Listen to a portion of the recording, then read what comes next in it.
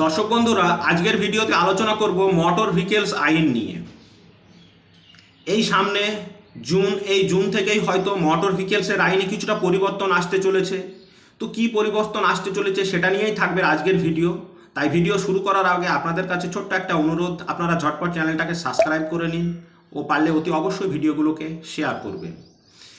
তো এখন এই 2024 জুন থেকে কিছু পরিবর্তন আসতে চলেছে। আপনার 2 চাকা বলুন ইয়া 4 চাকা বলুন, যেটাই হোক, সেটার বয়স যদি 15 বছরের বেশি হয়ে থাকে, আপনাকে সেটাকে আরটিওতেও নিয়ে যেতে হবে। সেখানে আরটিও তার ফিটিং টেস্ট পরীক্ষা করে যদি আপনার গাড়ির আরসি বাড়ানো যায়, 2-1 বছর বাড়ানো যায় কি 5 বছর, সেটা আপনার গাড়ির কন্ডিশনের উপর নির্ভর করবে, তাহলে বাড়ানো যাবে।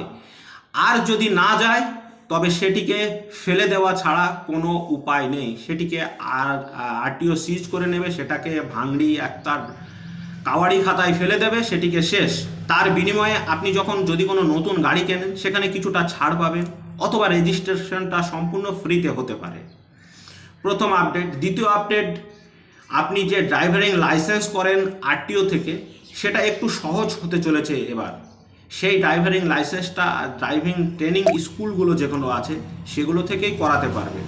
তো এ নিয়ে আমার একটু মতামত ভিন্ন আছে, যে ড্রাইভিং লাইসেন্সটা অন্ততপক্ষে একটু শক্ত হওয়া উচিত ছিল, যাতে সহজেই যে কেউ ড্রাইভিং লাইসেন্সটা না করাতে পারে। তো সেক্ষেত্রে হয়তো একটু আপনারা জানাবেন আপনাদের মতামতটা, সেটা আপনারা ড্রাইভিং লাইসেন্স স্কুলগুলো থেকেই পেয়ে যাবেন। তৃতীয়ত, আপনার হেলমেট যদি না থাকে, আপনার সিট বেল্ট যদি না থাকে, যে জরিমানা ছিল সেটা একটু বেড়ে যাবে। চতুর্থত, খুব বড় একটা আপডেট আসতে চলেছে।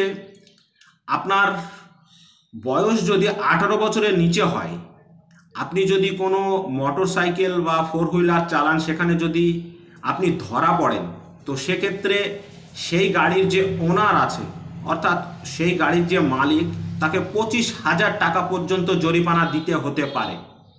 এবং যে বাচ্চাটি গাড়ি চালাচ্ছিল, সে যখন 18 বছর বয়স পূর্ণ হবে, সে যখন লাইসেন্সের জন্য, ড্রাইভিং লাইসেন্সের জন্য অ্যাপ্লাই করবে, তার সেই অ্যাপ্লাইটা 7 বছর ডিলে হয়ে যাবে। অর্থাৎ তার বয়স যখন 25 বছর হবে, তখন সে গিয়ে ড্রাইভিং লাইসেন্স করতে পারবে।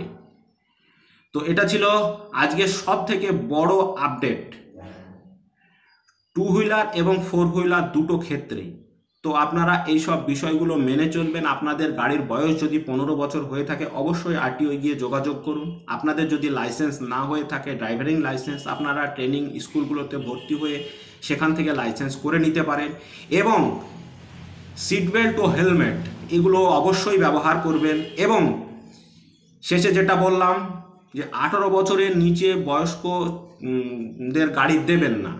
এবং আরও একটা আপডেট আছে, যেটা বলতে আমি ভুলে গিয়েছিলাম, গাড়ির স্পিড। রাস্তার উপরে দেখবেন কিছু কিছু জায়গাতে লেখা আছে 20 kilometre speed, up to 20 kilometre speed, আর কোথাও আপ টু 60 কিলোমিটার স্পিড।